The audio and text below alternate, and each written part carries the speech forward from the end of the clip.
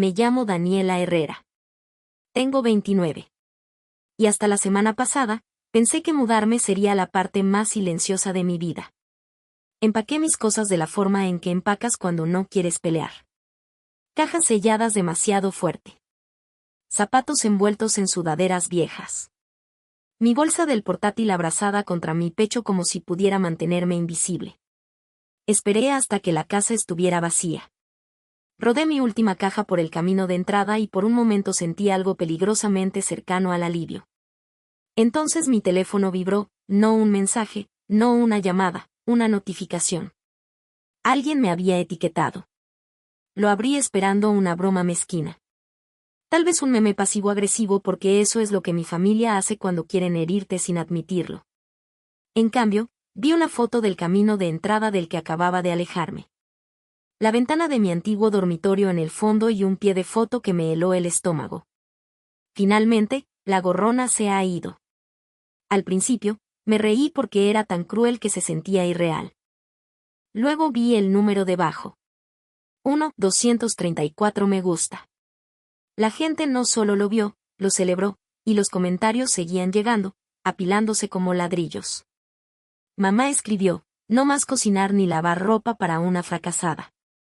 Papá no escribió una sola palabra, lo que casi habría sido más amable, pero le dio me gusta a un comentario que decía, las personas desempleadas deberían aprender a vivir solas. Esa fue la parte que hizo que mi mano dejara de temblar, no el insulto, la certeza detrás de él, la forma en que todos estuvieron de acuerdo sobre quién era yo sin saber nada. No respondí. No me defendí. Ni siquiera lloré. Me desplacé. Leí cada nombre. Y hice algo que le habría parecido patético a cualquiera que estuviera mirando. Le di me gusta a los comentarios de vuelta. A cada uno. Porque necesitaba que se sintieran cómodos. Necesitaba que estuvieran orgullosos. Necesitaba que creyeran que finalmente habían ganado. Luego puse mi teléfono boca abajo, me senté en el suelo de mi nuevo apartamento con las cajas aún sin abrir, y tomé una decisión que lo cambió todo. Una semana después, mi pantalla se iluminó como una alarma de incendio. 24 llamadas perdidas, 33 mensajes, correos de voz, notas de voz, disculpas frenéticas que no sonaban como disculpas en absoluto. Querían hablar. Necesitaban algo. Y ahí fue cuando supe que lo había cronometrado perfectamente. Demasiado tarde. Si crees que esta historia es solo sobre una publicación cruel en Facebook, espera hasta que escuches por qué esa casa nunca fue realmente suya y por qué su confianza colapsó en el momento en que dejé de quedarme en silencio. Cuando la gente leyó esa publicación, asumen que me echaron. Asumen que estaba viviendo a costa de mis padres, durmiendo hasta el mediodía, comiendo sus comestibles, flotando por la vida sin ninguna vergüenza. Esa es la historia que mi familia ha estado vendiendo durante años porque es conveniente. Los hace parecer trabajadores y pacientes. Me convierte a mí en el chiste. Pero aquí está la verdad que nunca encajó en su narrativa. Esa casa en los suburbios a las afueras de Toledo nunca fue realmente suya. No fue una recompensa mágica que se ganaron. Fue un regalo que pudieron tomar prestado. Y pasaron años fingiendo que la dueña no existía incluso mientras yo estaba sentada justo ahí en la mesa de la cocina. Mi abuela por el lado de mi mamá, Elena, era la única persona en esa familia que me miraba a los ojos y me veía. Era directa, de la vieja escuela, y alérgica a las excusas. Cuando yo era niña, aparecía con una bolsa de supermercado, echaba un vistazo a nuestra despensa y comenzaba a hacer preguntas que hacían que la sonrisa de mi mamá se tensara. Elena no odiaba a mi mamá. Odiaba lo que mi mamá hacía con el dinero. Las compras compulsivas que se convertían en cajas en el porche cada semana. Las escapadas de fin de semana cargadas a tarjetas de crédito como si las consecuencias fueran opcionales. La forma en que le pedía prestado a Elena con voz dulce y una promesa y luego actuaba ofendida cuando Elena le pedía que lo devolviera. No entendí nada de eso cuando tenía 8 años y mis padres nos mudaron a la casa de Elena. Solo sabía que el vecindario tenía aceras, el patio trasero tenía un columpio, y por primera vez, tenía mi propia habitación. Mi hermana lo trató como un reino que había heredado. Mis padres lo trataron como prueba de que lo habían logrado. Elena lo trató como una prueba. Cuando ella murió, yo tenía 22. Me senté con un vestido funeral rígido y vi a mi madre llorar como si su corazón se estuviera rompiendo. Pero la había visto llorar antes. La había visto llorar cuando vencían las cuentas y quería que alguien más lo arreglara. La semana después del funeral, el abogado convocó una reunión. Fui porque pensé que era solo papeleo. Mi mamá fue porque asumió que estaba cobrando algo. Mi hermana vino porque nunca se pierde la oportunidad de sentirse importante. El abogado deslizó una carpeta sobre el escritorio y dijo que Elena había tomado su decisión hacía años y había sido muy específica. La casa me fue dejada a mí. No a mi mamá, no a mi papá, no dividida entre hermanos. A mí. La cara de mi madre cambió tan rápido. Todavía lo recuerdo como un corte brusco en una película. Confusión, luego ira, luego una sonrisa que no llegó a sus ojos. El abogado explicó la condición. Mis padres y mi hermana podían vivir ahí todo el tiempo que quisieran. Sin fecha límite, sin desalojo pendiendo sobre ellos por simplemente existir. Pero la propiedad me pertenecía a mí legal y completamente. Y Elena lo había documentado porque no confiaba en que mi madre no la refinanciara hasta el olvido en el segundo en que estuviera en sus manos. Debí haber hablado en ese momento. Debí haberme protegido. Pero tenía 22, estaba de luto y me criaron para creer que ser buena significaba ser callada. Así que asentí, firmé donde me dijeron, y regresé a casa, a una casa que todos todavía llamaban suya. En un mes, mi mamá estaba organizando barbacoas en el patio trasero como si nada hubiera pasado, dándoles tours de la cocina a los vecinos como si la hubiera pagado con su propio sudor. Mi papá comenzó a hablar sobre remodelar el baño. Mi hermana presumía sobre nuestro lugar en las redes sociales como si fuera su logro personal. Y luego vino la parte que me retuerce el estómago cuando lo digo en voz alta. Comencé a pagar alquiler $250 al mes cada mes durante 7 años. No porque alguien me obligara con un contrato, porque mi madre suspiraba y decía que las cuentas estaban ajustadas y luego me miraba como si le debiera por haber nacido. Así que pagué. Pagué mientras las bolsas de DoorDash seguían apareciendo los fines de semana. Pagué mientras las suscripciones de Netflix y streaming permanecían activas. Pagué mientras mi mamá compraba nueva decoración para la sala y la publicaba en línea con pies de fotos sobre su arduo trabajo. Y cada vez que intentaba recordarme que yo era la dueña, la palabra se sentía ridícula en mi boca, como algo que no tenía permitido reclamar. Porque en esa casa, la propiedad no importaba. Solo el poder lo hacía. Desde afuera, era fácil etiquetarme como una fracasada. Siempre estaba en casa, siempre en mi portátil, rara vez vestida como si fuera a algún lugar importante. Para mi familia, esa era toda la evidencia que necesitaban. En sus mentes, el trabajo real significaba un uniforme, un jefe, un horario del que pudieran presumir a los vecinos. Cualquier otra cosa era solo matar el tiempo. Lo que nunca se molestaron en aprender fue que mi dormitorio se había convertido silenciosamente en mi oficina. No una sala de pasatiempos, no un escondite, un espacio de trabajo real donde construí algo pieza por pieza mientras ellos estaban ocupados riéndose de mí. Durante 5 años, trabajé como redactora publicitaria de conversión freelance y estratega de embudos de comercio electrónico. Escribí páginas de productos, campañas de correo electrónico, páginas de destino y textos publicitarios para marcas pequeñas y negocios locales que no podían permitirse grandes agencias, pero aún querían resultados. Ayudé a una tienda de velas a duplicar sus ventas en línea. Reescribí el flujo de pago para un estudio de fitness que estaba perdiendo clientes. No lo hice por exposición o favores. Lo hice por contratos, facturas y depósitos que iban directamente a una cuenta a la que nadie más tenía acceso. Lo mantuve en silencio a propósito. No porque estuviera avergonzada, sino porque cada vez que intentaba explicar lo que hacía, mi mamá agitaba la mano y decía: sentarse frente a una computadora todo el día no es un trabajo real. Mi hermana fue más lejos. Les dijo a sus amigas que probablemente estaba haciendo algo sospechoso en línea, el tipo de comentario disfrazado de broma, pero diseñado para quedarse. Después de eso, dejé de corregir a nadie. Compré un mini refrigerador para mi habitación para que nadie pudiera acusarme de comer su comida. Lavaba mi ropa tarde en la noche para evitar los comentarios sobre ser inútil. Me saltaba las barbacoas dominicales y las cenas familiares, aquellas donde todos hablaban sobre mí de todos modos, y pedía mi propia comida en su lugar. Ese aislamiento no fue un accidente. Fue supervivencia. La peor parte no fue el dinero ni las tareas. Fue la forma en que hablaban de mí como si no estuviera en la habitación. Como si fuera un problema a largo plazo que estaban tolerando pacientemente. Cuando mi novio en ese momento descubrió que todavía vivía en casa a los 28, trató de ser educado al respecto, pero la decepción se mostró de todos modos. Dijo que no podía ver un futuro con alguien que aún no había despegado.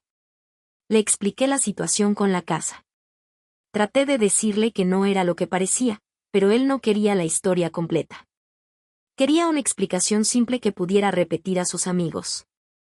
Así que, se fue. Y mi familia trató eso como prueba de que habían tenido razón todo el tiempo. Lo que ninguno de ellos vio fue que mientras estaban ocupados juzgándome, yo estaba planeando silenciosa, cuidadosamente. No estaba atrapada. Me estaba posicionando. Mi plan no fue dramático. No fue venganza todavía. Fue escape con recibos. Me di 18 meses porque no quería irme en pánico y volver arrastrándome. Quería un movimiento limpio. Sin deudas, sin favores, sin razón para que nadie dijera que no podía lograrlo. Rastreé cada dólar que entraba. Pagué mis impuestos. Mantuve los contratos organizados en carpetas. Construí un colchón de efectivo lo suficientemente grande como para sobrevivir meses lentos porque el trabajo freelance puede ser impredecible. Y lo último que necesitaba era que mi familia me viera fracasar con suficiencia. Mientras mi mamá asumía que estaba perdiendo el tiempo en línea, yo estaba negociando anticipos y mejorando mis tarifas. Mientras mi hermana ponía los ojos en blanco ante mi portátil, yo estaba construyendo una lista de clientes a quienes no les importaba lo que mi familia pensara. El apartamento que compré no era lujoso. Era pequeño, limpio, y mío. Un apartamento de una habitación cerca de Toledo que se sentía como respirar después de contener la respiración durante años. No le dije a nadie cuando comencé a buscar. No pedí opiniones. Ni siquiera mencioné la palabra hipoteca. Lo compré con ahorros y un proceso de cierre simple. Y cuando las llaves tocaron mi palma, me senté en la sala vacía y escuché el silencio como si fuera música. Luego me mudé de la forma en que la gente se muda cuando no quiere que su familia lo sabotee.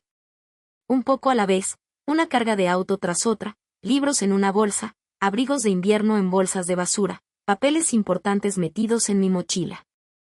Moví mis cosas más valiosas primero, no porque fuera paranoica, sino porque había aprendido lo que el rencor puede hacer cuando está aburrido y busca un objetivo.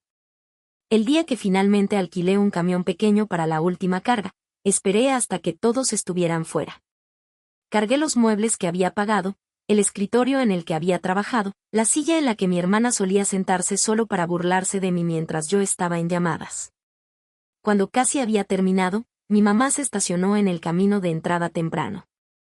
Salió, vio el camión, y su rostro se tensó como si acabara de darse cuenta de que había perdido el control de una historia que había estado contando durante años. ¿Qué estás haciendo?, preguntó como si necesitara permiso para respirar. Dije, me estoy mudando. Mi hermana apareció en la puerta, teléfono ya en su mano, ojos brillantes de la forma en que se ponen cuando huelen una oportunidad para avergonzar a alguien. Mi papá estaba parado detrás de ellas, callado, observando como un juez. No preguntaron a dónde iba primero. Preguntaron cómo. Mi hermana se rió y dijo con qué dinero. Mi mamá me miró fijamente como si estuviera esperando la verdad que la haría sentir poderosa otra vez. Mi papá finalmente habló y preguntó si alguien me estaba ayudando. El tono pesado con sospecha. Así que les dije con calma de la forma en que le dices a alguien el clima. Tengo trabajo, trabajo real. Lo he tenido durante años. El silencio que siguió fue casi gracioso. Mi mamá parpadeó, luego se burló. Mi hermana inclinó la cabeza y dijo, claro que sí. Mi papá pidió pruebas como si estuviera solicitando aprobación. No discutí.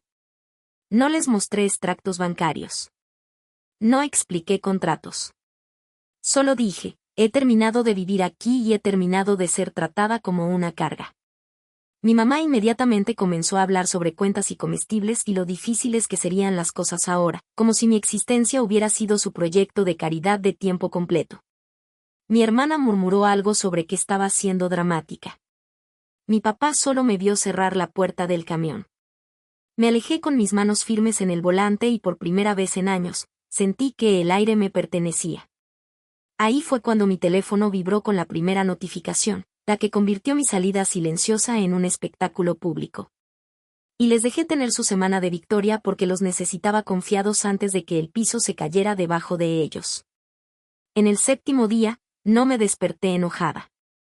Me desperté clara. Preparé café, abrí mi portátil y abrí la carpeta que había estado construyendo durante años. La que nunca le conté a nadie. La escritura, el papeleo de sucesiones, la carta del abogado, el correo electrónico de la oficina del abogado confirmando exactamente lo que mi abuela pretendía. Imprimí todo, no porque quisiera ser dramática, sino porque el papel tiene una forma de terminar argumentos que los sentimientos no pueden. Luego conduje a la oficina de correos y envié una carta certificada a la dirección de mis padres con firma requerida. Y reenvié el mismo aviso por correo electrónico para que nadie pudiera decir que nunca lo vieron. No fue una amenaza. Fue una declaración formal de la realidad. Escribí que yo era la propietaria legal de la propiedad, que su derecho a quedarse allí siempre había estado condicionado a una ocupación respetuosa, y que desde este punto en adelante, manejaríamos todo de la forma en que los adultos lo manejan, por escrito con términos claros y fechas límite. Les di 2 opciones. Firmar un contrato de arrendamiento mes a mes con alquiler justo de mercado con servicios públicos transferidos a sus nombres para una fecha específica, o hacer planes para desalojar según el periodo de aviso legal. Sin gritos, sin insultos, solo opciones. Presioné enviar, puse mi teléfono boca abajo, y volví a tomar café en un apartamento tranquilo que me pertenecía. La primera llamada llegó menos de 10 minutos después. Luego otra. Luego mi teléfono comenzó a iluminarse como si estuviera poseído. 24 llamadas perdidas, 33 mensajes. Los mensajes de texto de mi mamá fueron un látigo de emociones. ¿Cómo pudiste hacernos esto? Estás tratando de matar a tu padre. Estás siendo manipulada por alguien. La familia no hace esto. Mi papá dejó 3 correos de voz seguidos, cada uno más frío que el anterior, como si estuviera tratando de asustarme para que volviera a mi lugar. Exigió que fuera inmediatamente. Dijo que iba a conseguir un abogado. Dijo que no entendía lo que estaba haciendo. Mi hermana no sonó asustada al principio. Sonó ofendida. Me envió mensajes como si la hubiera avergonzado, no como si hubiera tratado de humillarme frente a 1000 personas. Está bien, hiciste tu punto. Puedes parar ahora. Estás siendo tan exagerada. Cuando no respondí, su tono cambió. Envió notas de voz con esa risa falsa que siempre aparece cuando está perdiendo el control. Solo fue una broma, Dani. Todos bromean. ¿Por qué eres así? Luego mi tía intervino. Porque por supuesto que lo hizo. Recibí un mensaje largo sobre gratitud y respeto y cómo mi abuela estaría avergonzada de mí, lo cual era casi gracioso considerando que mi abuela es la razón por la que tenía algún poder en absoluto. Escuché cada correo de voz una vez. Leí cada mensaje una vez. Luego finalmente respondí con una oración. Adjunté una captura de pantalla. Era la publicación de Facebook. Sus palabras, sus nombres, sus me gusta, su risa. Escribí, me llamaste gorrona en público. Ahora pueden ser independientes en privado. Mi mamá llamó inmediatamente, sollozando tan fuerte que pude escucharla luchar por respirar. Pero incluso a través de las lágrimas, trató de dirigirlo de vuelta al control. Dijo, sabes que no lo dije así. Dijo, sabes que tu hermana es dramática. Dijo, la gente hablará. Dijo, como se supone que pague por todo. Y ahí fue cuando me di cuenta de algo que hizo mi decisión aún más fácil. No estaban llamando porque me extrañaban.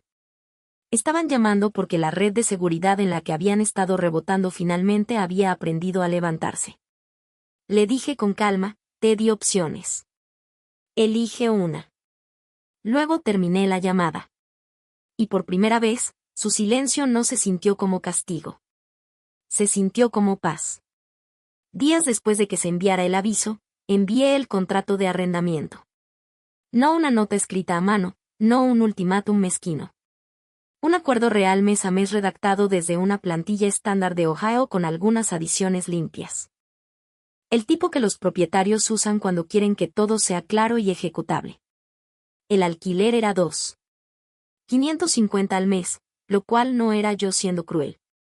Era yo siendo honesta sobre lo que cuesta un lugar de 3 habitaciones en un suburbio decente de Toledo. Ahora, incluía un requisito de línea de artículo simple que importaba más que el número. Todos los servicios públicos debían transferirse a sus nombres antes de la fecha límite. Electricidad con AE Ohio, gas con Columbia Gas de Ohio, internet con Spectrum. Yo había sido la que estaba listada en esas cuentas durante años porque era más fácil porque yo siempre era la que silenciosamente arreglaba las cosas porque mi mamá decía que se encargaría y luego se olvidaba hasta que las luces casi se apagaban. Ya no hacía eso más. No oculté la fecha. No se los presenté de sorpresa. Le escribí en negrita y la envié por correo electrónico y correo certificado. Nuevamente, tienes 10 días para firmar o para proporcionar aviso por escrito de tu plan de mudanza. La respuesta que obtuve no fue negociación. Fue insulto disfrazado de charla familiar. Mi papá me envió un mensaje como si todavía fuera la autoridad. Eso es ridículo. No vamos a pagarle alquiler a nuestra propia hija. Mi mamá envió párrafos sobre cómo yo era codiciosa e ingrata, sobre cómo los estaba castigando por una broma. Mi hermana intentó un ángulo diferente, el que siempre usa cuando quiere cambiar el guión. Me dijo que le estaba haciendo quedar mal, que la gente le estaba enviando mensajes, haciendo preguntas, que necesitaba dejar de ser dramática. Luego ofreció 400 como si me estuviera haciendo un favor. 400 como si yo fuera la inquilina rogando por quedarme. Ahí fue cuando me di cuenta de que no solo se negaban a respetarme. Honestamente creían que me doblaría porque siempre lo había hecho. Así que, me aseguré de que el siguiente paso no dependiera de que ellos me creyeran. Publiqué exactamente una vez. Sin discurso, sin insultar nombres, sin amenazas, solo una breve declaración de que me había mudado y quería aclarar algo porque una publicación pública había pintado una imagen falsa. Incluí una foto de la escritura con mi información personal bloqueada y el sello del condado visible y una captura de pantalla de la publicación de Facebook donde me habían llamado gorrona. Escribí, he estado callada durante años, pero he terminado de dejar que la gente reescriba la realidad. Si te reíste de esa publicación, te reíste de la verdad que no conocías. No etiqueté a nadie. No rogué por simpatía. Dejé que los recibos hablaran. El cambio fue inmediato. La gente que había hecho clic en me gusta sin pensar, comenzó a comentar cosas como, espera, eres dueña de la casa y tu familia publicó eso sobre ti. Un par de vecinos que apenas conocía me enviaron mensajes privados disculpándose por la reacción que habían dejado. Y mi hermana, quien había estado tan orgullosa de su pequeña vuelta de victoria, se quedó extrañamente callada porque nada hiere a alguien como ella más que perder una audiencia. Detrás de escena, mi familia escaló. Mi mamá amenazó con decirle a todos que era mentalmente inestable. Mi papá dijo que impugnaría el testamento, aunque la sucesión se había hecho hacía años, y el papeleo era hermético. Mi tía llamó y trató de avergonzarme con esa voz almibarada que la gente usa cuando quieren que te sientas pequeña. Cariño, solo quita la publicación y deja esto ir. Tu madre está estresada. Hice una pregunta. ¿Estás ofreciendo pagar su alquiler o acogerlos? Hubo una pausa y luego dijo, eso no es lo que quise decir. Exacto. La fecha límite llegó y pasó. Sin contrato firmado, sin transferencias de servicios públicos, sin plan de mudanza, solo más mensajes que sonaban como si estuvieran escritos para ganar, no para resolver nada. Así que, hice lo que dije que haría. Llamé a EI Ohio y programé que el servicio eléctrico a mi nombre se desconectara en la fecha que ya había proporcionado por escrito. Llamé a Columbia Gas e hice lo mismo. Llamé a Spectrum y cancelé la cuenta de internet adjunta a esa dirección. No fue venganza en el sentido dramático de una película. Fue la consecuencia de negarse a ser responsables. Si querían vivir como adultos, podían abrir sus propias cuentas como adultos. La mañana en que los cortes tomaron efecto, mi teléfono explotó otra vez. Mi mamá llamó gritando que la casa estaba helada, que la estufa no encendía, que mi papá no podía trabajar sin internet, que yo estaba arruinando sus vidas. Mi hermana dejó una nota de voz que era mitad llanto, mitad furiosa, diciendo: «Esto es una locura, Dani. Realmente estás loca». Mi papá no gritó. Sonó asustado de una manera que nunca había escuchado antes. Como un hombre dándose cuenta de que su autoridad solo funcionaba cuando alguien creía en ella. Dijo: «Por favor, solo vuelve a encenderlo. Hablaremos. Lo resolveremos». Esa palabra hablar me golpeó como un chiste porque hablar era todo lo que habían hecho durante años mientras yo lo tragaba. No me vanaglorié. No di sermones. Envié un mensaje. El mismo mensaje cada vez. Las cuentas están a mi nombre. Les di la fecha límite para transferirlas. Eligieron no hacerlo. Luego hicieron lo que sabía que harían en el momento en que el inconveniente se volviera real. Corrieron al lugar de mi tía, arrastrando sus maletas y su orgullo a su habitación de invitados. Y de repente, la gente que me había llamado gorrona estaba viviendo del sofá de alguien más. Mi hermana comenzó a publicar citas vagas sobre traición y gente tóxica, pero los comentarios no iban como ella quería más. Un par de sus amigas preguntaron qué realmente pasó, y cuando ella les respondió bruscamente, se alejaron. Mi mamá intentó hacerse la víctima en el trabajo, pidiendo dinero prestado a una compañera para cubrir una cuenta que ni siquiera estaba a su nombre. Y cuando la verdad la alcanzó, y el patrón de préstamo salió a la superficie, fue llamada a una reunión y sus horas fueron reducidas drásticamente. Mi papá comenzó a hablar sobre conseguir trabajo temporal, cualquier cosa rápida, porque las tarjetas de crédito ya estaban estiradas y ahora no tenían control de la casa detrás del cual esconderse. Siguieron diciéndose entre ellos que esto era temporal, que yo volvería a mis sentidos, que la familia siempre cede, y tal vez la vieja yo lo habría hecho. Pero la vieja yo era la chica que pagaba alquiler para vivir en su propia casa y sonreía a través de insultos para mantener la paz. La nueva yo tenía papeleo, fechas límite, y una calma que los asustaba más que la ira jamás podría. Para cuando se dieron cuenta de que no estaba bromeando, ya habían quemado los únicos puentes que podrían haberlo salvado. Mi papá siguió hablando sobre abogados, sobre impugnar el testamento, sobre cómo un juez nunca permitiría que una hija le hiciera esto a sus propios padres. Lo dijo como si el sistema judicial funcionara con vergüenza y tradición. Pero el mundo real no le importa quién se siente con derecho. Le importa el papeleo, las fechas límite, y si seguiste el proceso. Yo lo hice. Cada paso fue limpio. Cada aviso fue documentado. Cada conversación que importaba estaba por escrito. Cuando presenté, no lo hice con ira. Lo hice de la forma en que presentas impuestos o firmas un contrato. Porque en ese punto, esto ya no era una discusión familiar. Era una aplicación de límites. Habían hecho imposible que yo creyera en algo más suave.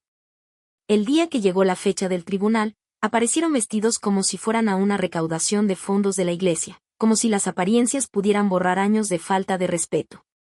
Mi mamá tenía esa expresión tensa y practicada que usa cuando quiere simpatía de extraños. Mi hermana entró como si todavía tuviera una audiencia en algún lugar, barbilla levantada, teléfono en su mano, ojos escaneando la habitación como si quisiera encontrar a alguien mirando. Mi papá trató de pararse un poco demasiado cerca de mí de la forma en que solía cuando yo era más joven. Como si su presencia sola fuera suficiente para controlar el resultado. Cuando nos llamaron, el juez no preguntó cómo nos sentíamos. El juez pidió documentos. Ese fue el momento en que la confianza de mi familia comenzó a quebrarse. La voz de mi papá se hizo más fuerte, luego más suave, luego finalmente temblorosa. Mi mamá trató de llorar. Mi hermana trató de hablar sobre mí. No levanté la voz ni una vez.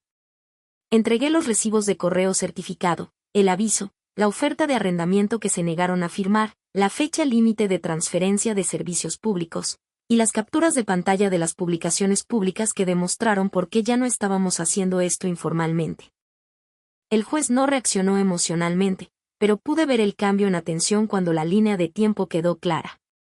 Se les habían dado opciones. Las habían ignorado. La orden salió. No fue dramática. Fue procesal. Pero para ellos, se sintió como el suelo moviéndose bajo sus pies. Afuera del tribunal, mi madre agarró mi brazo como si tuviera derecho a tocarme. Sus uñas se clavaron a través de mi manga, y su voz se volvió baja y urgente, como si estuviera tratando de hacer de esto una conversación privada de culpa otra vez. Dijo, ¿realmente vas a hacer esto? Vas a arruinarnos. Mi hermana siseó que yo era malvada. Mi papá intervino y me dijo que fuera razonable, como si yo fuera la que había publicado que era una gorrona ante 1000 personas. Miré la mano de mi madre en mi brazo y la quité suavemente, no con ira, solo con finalidad. Dije, les ofrecí un contrato de arrendamiento. Les ofrecí tiempo. Eligieron el orgullo. Luego me alejé. La parte más extraña fue lo tranquila que me sentí. Había esperado sentirme triunfante o devastada.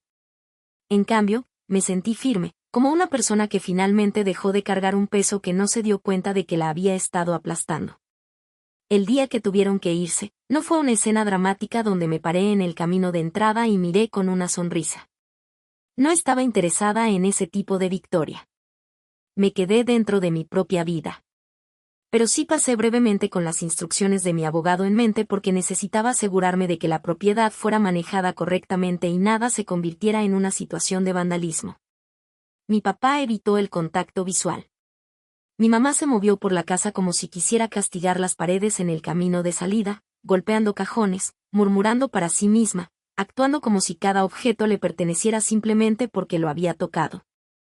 Mi hermana siguió mirando su teléfono, publicando citas vagas sobre traición y gente tóxica, todavía tratando de dar forma a la narrativa, incluso mientras sus maletas estaban apiladas junto a la puerta. En un momento, dijo lo suficientemente alto como para que yo escuchara que la gente iba a descubrir qué tipo de persona realmente era. Casi me río porque la única razón por la que alguien descubrió algo fue porque ella había puesto mi humillación en exhibición primero. Ella creó el escenario. Yo solo me negué a seguir interpretando el papel que ella me asignó. Cuando finalmente se alejaron, la casa se veía igual desde la calle. Pero se sentía diferente, como si el aire adentro hubiera cambiado. Caminé por las habitaciones vacías y noté cuánto de mi infancia había sido formada caminando sobre cáscaras de huevo. Noté los lugares donde mi mamá había colgado decoraciones para parecer una familia perfecta, mientras el interior estaba podrido. Noté la cocina donde se quejaba de cocinar para mí mientras pedía entrega a domicilio para ella misma. Noté la sala donde mi hermana se sentaba riendo de comentarios como si yo no fuera una persona, solo un chiste. No lloré. Tomé fotos para documentación, cerré las puertas con llave, y me fui. Esa casa había sido una jaula durante demasiado tiempo, incluso cuando técnicamente era la dueña. No iba a quedarme apegada a ella solo porque era familiar. La caída de mi familia no fue instantánea como una película, pero fue satisfactoria de una manera más silenciosa porque fue real. Cuando pasas años viviendo del silencio de alguien más, olvidas lo cara que es la vida cuando la cuenta finalmente llega. Se mudaron a un apartamento pequeño en las afueras del pueblo, del tipo que mi hermana solía burlarse cuando veía gente publicándolo en línea. Sin patio trasero, sin habitación adicional, sin espacio para que mi mamá organizara sus pequeñas barbacoas y fingiera que era la reina del vecindario. Mi papá comenzó a conducir para Uber y hacer aplicaciones de entrega porque el orgullo que usaba como armadura no pagaba alquiler. Mi mamá tomó un trabajo de medio tiempo en una tienda de gran formato y le dijo a cualquiera que escuchara que su hija la había abandonado, dejando cuidadosamente fuera la parte donde me llamó una fracasada en público y esperaba que siguiera financiando su estilo de vida. Mi hermana intentó mantener intacta su imagen en las redes sociales, pero no tuvo el mismo impacto cuando el fondo cambió de una bonita casa suburbana a una sala abarrotada con muebles de segunda mano. La gente notó. Algunas personas hicieron preguntas. Y por una vez, ella no podía controlar lo que creían. La parte más satisfactoria no fue verlos luchar. Fue ver al mundo dejar de recompensar su crueldad.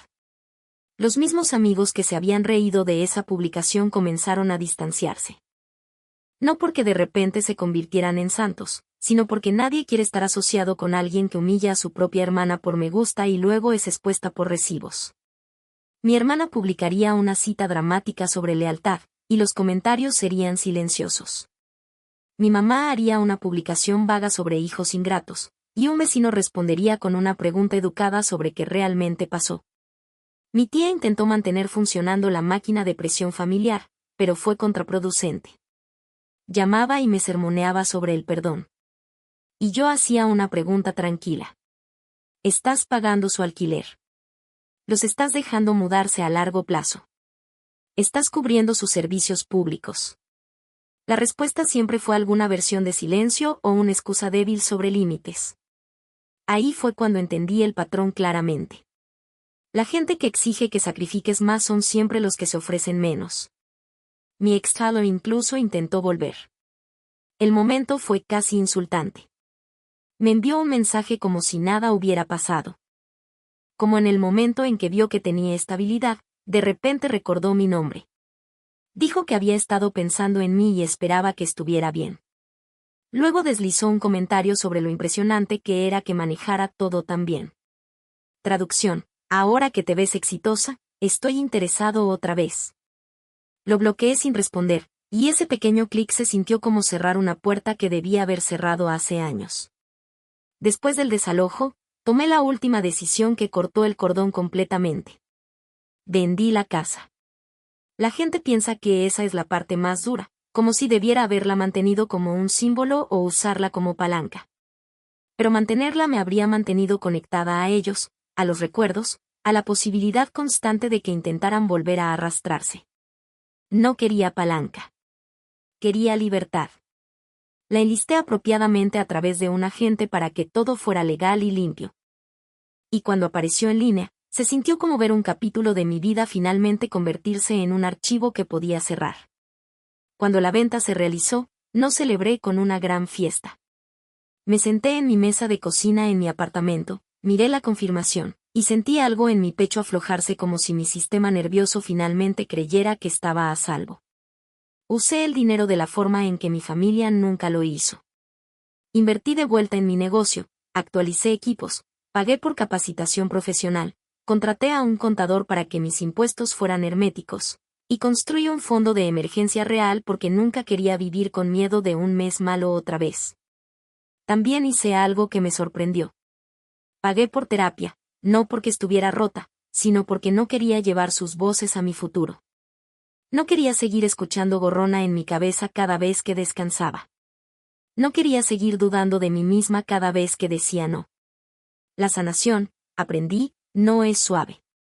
Es disciplinada. Es elegirte a ti sobre la versión de ti que fue entrenada para encogerse. La gente pregunta si me siento culpable. No lo hago. Me siento triste a veces porque no quería una guerra. Quería una familia. Pero el amor sin respeto es solo control con un traje más bonito.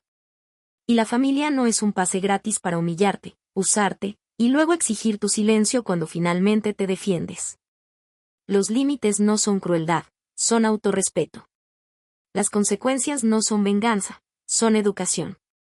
Mi hermana pensó que una publicación de Facebook sería una vuelta de victoria. Quería aplausos. Quería que todos estuvieran de acuerdo en que yo era el problema. Lo que no entendió es que cuando intimidas a alguien en público, también te estás poniendo a prueba en público. En el momento en que dejé de proteger su imagen, en el momento en que mostré la verdad sin gritar, toda su historia colapsó. Y no tuve que arruinarlos. Lo hicieron ellos mismos. Todo lo que hice fue dejar de salvarlos de los resultados. Si hay una lección que espero que se quede con cualquiera que esté escuchando, es esta. No confundas amabilidad con permiso. No confundas silencio con debilidad. Y nunca construyas tu confianza humillando a alguien que está silenciosamente aprendiendo a levantarse porque un día lo harán. Y cuando lo hagan, tus me gusta y comentarios no te protegerán del mundo real. Nuestro equipo en el canal Revenge Manga está dedicado a crear guiones ficticios significativos y atractivos diseñados para entretener mientras entregan lecciones reflexivas. Todas las historias en este canal son puramente ficticias y creadas con el propósito de compartir valores educativos y mensajes positivos con los espectadores. Esta historia destaca la importancia del autorrespeto, los límites personales, y la responsabilidad dentro de las relaciones familiares. Muestra que el silencio no significa debilidad y que defenderse puede hacerse con calma, legalmente, y con integridad.